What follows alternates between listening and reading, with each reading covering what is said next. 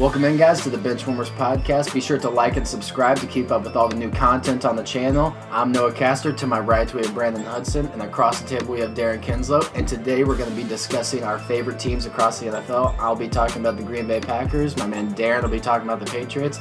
And Brandon, you're going to touch on the Texans and then a little bit about the Chiefs. So, I guess I'll start off. It's been a disappointing year for the Packers. A lot of people had the Packers making it pretty far in the playoffs with some of the new additions in the draft, like Jari Alexander, who's played well. But let's be honest, Aaron Rodgers has not been himself this year. He really just hasn't lived up to what he can be. And the injury at the start of the year really did hinder the team, even though they did win that game. You can tell he's not 100%, and the coach into Mike McCarthy also didn't help Aaron Rodgers with just the body language. He doesn't look like he wants to be out there. And it just all stems from the leader. If the leader doesn't want to be out there, nobody else is going to want to be out there. Nobody else is going to want to play at their highest level. So I've been disappointed this year because I've seen flashes of what this team can be, and the injuries have killed us again.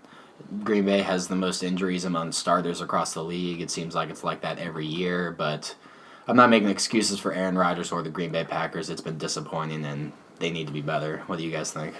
Yeah, I agree. Definitely disappointing. I think having McCarthy gone that was the end of their season for sure. They had a little bit of a chance, but just all throughout the season just didn't look like they wanted to play together. And I think next year will probably be different for Rodgers and Green Bay. I'm excited to see where they go from here, and it's going to be a big free agent year because the GM did come out and say that they're going to spend big in free agency, and they have $50 million in cap, so hopefully to get a pass rusher because the pass rush just isn't there anymore. Yeah. Brandon, what do you think about the Packers season so far? I think next year will probably be Aaron Rodgers' year with having a new head coach and everything, and getting into the draft with all that cap space. Yeah, it'll be interesting. 2 first-rounders. It'll be interesting, but, it's just another year off of Aaron Rodgers' prime, and you just hate to see a great quarterback waste that kind of talent, and it's sad, but, that's what football is. Yep. Yeah. And I'm curious on where they're going to go because Rodgers isn't going to last forever. No. And getting a head coach that fits for Rodgers will be good for about 3 years until Rodgers is gone, and that's where that kind of worries me a little bit. Which is hard because Green Bay's philosophy has been hope Aaron Rodgers makes something happen and just get rid of everything around him, try and save money, and don't spend anything in free agency, buy out veteran players, and hope Aaron Rodgers is magical. And that'll work for some games. It worked for the Chicago game, but you can see throughout the season he needs more help. And I'm not giving any excuses to Aaron Rodgers. He needs to play better. He has missed throws this season that he normally makes, but also Green Bay needs to learn that they can't just depend on number 12 all year long. Yep. That's really all I have to say about Green Bay so far. Maybe I'll think of something while you guys are talking, but we'll move it over to Brandon, maybe talk about the Texans for a little bit. Yeah, I'll talk about the Texans.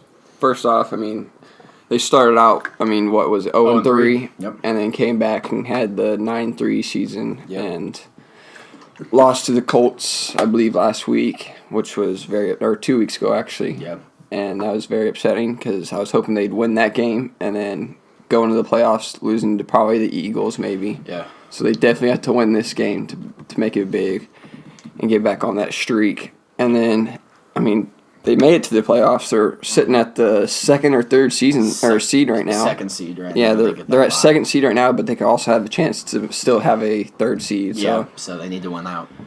And then, they have player-wise, they've got Tyrann Mathieu, he's a big name. So, they've got talent. I don't know what their cap space is right now, but, they're sitting.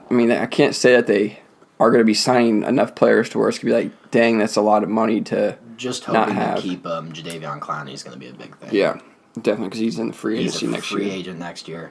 Yeah, definitely. I love their chances in the playoffs, especially with how the AFC is looking right now, each team having a weakness, and I feel like the Texans are the most all-around team. Yep, they're definitely balanced. They got defense, they got offense. Yep.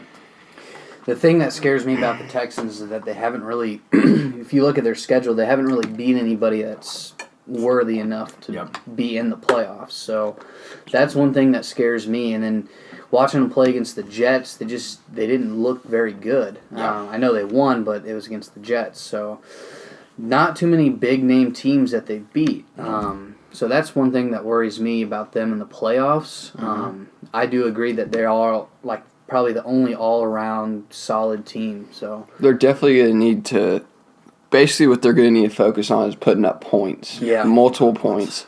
If they don't keep up with scoring points and everything like that, they don't get the turnovers. They won't hang around the playoffs very long. But I definitely think they have a chance to at least beat a team. What's going to be crucial is that pass rush. That pass rush is going to need to get to the quarterback in the playoffs.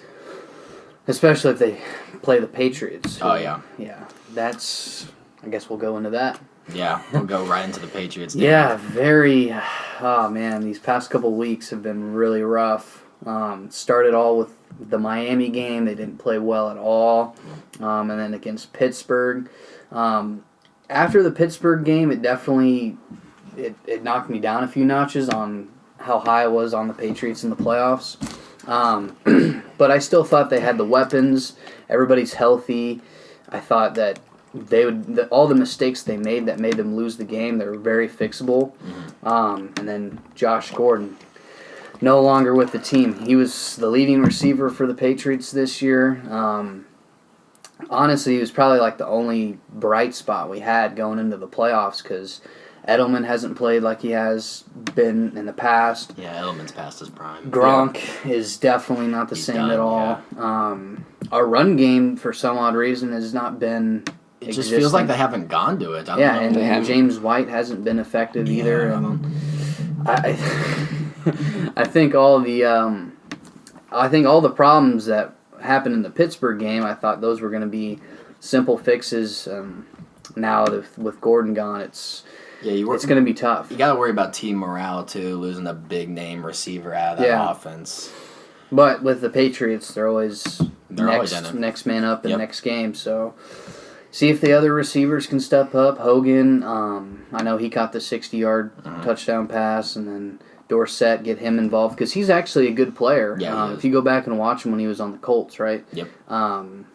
He makes plays, and so I think he might be a threat and get him more involved, especially James White, the passing back too. So I don't know. I still like their chances, but definitely not as much as I did. It feels different this year because you never see the Patriots beat themselves. And the past couple weeks, they've been especially beating themselves. In December. Yeah, they've been beating themselves. And if you make those mistakes to a team like the Ravens, it's going to be bad because they have a defense that'll take the ball away. Yeah. And then I don't know. Looking back at the Pittsburgh game too, on the defensive side they played pretty well. They did. 17 points. Harmon had 2 interceptions too. So I don't know. Here's going back to the Texans real quick. I don't mean to interrupt you, but also I just got a notification that Lamar Miller is going to be out this game too. So I mean, if he's out for the rest of the season, doesn't even play in the playoffs. I mean, they're definitely have to get Blue in there and start doing something. Yep. Yeah, that's the one thing the Texans are missing really is a running back. I say corners too. I mean, their corners. I mean, they're not horrible, but they're also not. They're not keeping up. I mean, that's part of the big thing right there is they're letting passes go by them. And I also worry about wide receivers too. Them doubling DeAndre Hopkins. I mean, you got Thomas, but I mean, he's getting up there in age. Yeah. Yeah, and then having second seed for them is going to help a lot, but I think the Eagles probably have the best chance of beating them. Jacksonville, I don't know how well they're going to play, but Eagles with Foles. So if they lose again, the Patriots have to win out, and then they'll be second seed, which will make me feel a little bit better about the playoffs. So if Texans lose this week, Patriots win, they'll be tied. So then the Patriots will have it. Have it. Yeah. Okay. I don't know if it goes by division or head-to-head, but either way, they'd still get it because they beat the Texans first game. So, yeah, that's I definitely, if the Patriots are third seed going into January, that'll definitely. Do you feel confident in them going up a team maybe like the Ravens in the wild card? So that's a scrappy team. That is.